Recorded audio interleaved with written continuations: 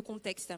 J'aimerais poursuivre et parler également des acteurs, de ces acteurs de cette croissance. La thématique concerne bien sûr le capital humain. Et j'ai envie de donner la parole à nos actrices aussi qui contribuent en front, notamment au travers des actions d'Epitech et de Simplon.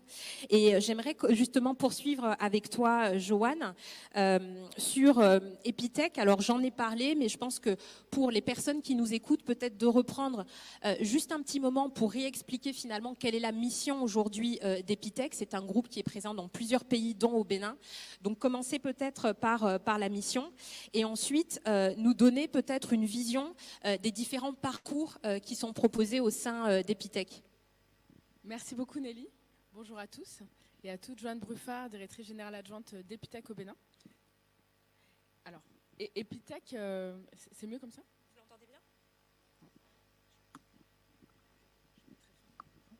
Epitech, c'est une école française qui existe depuis plus de 25 ans maintenant et qui est présente dans 20 campus dans le monde. On est le seul campus aujourd'hui en Afrique et qui est au Bénin, qui existe depuis 5 ans. Nous, ce qu'on propose comme programme, c'est des programmes de niveau licence, donc c'est des bacs plus 3, généralistes, c'est-à-dire que c'est vraiment de l'expertise informatique.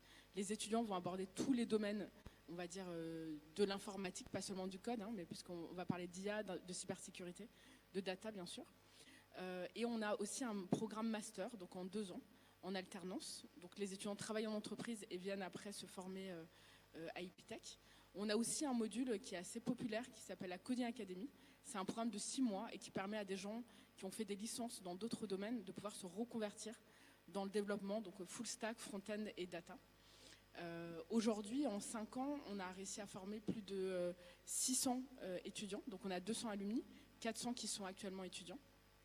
Et on a comme mission justement de continuer. Nous, on n'est pas forcément sur du volume à Epitech, parce que la qualité est hyper importante, surtout dans l'enseignement supérieur.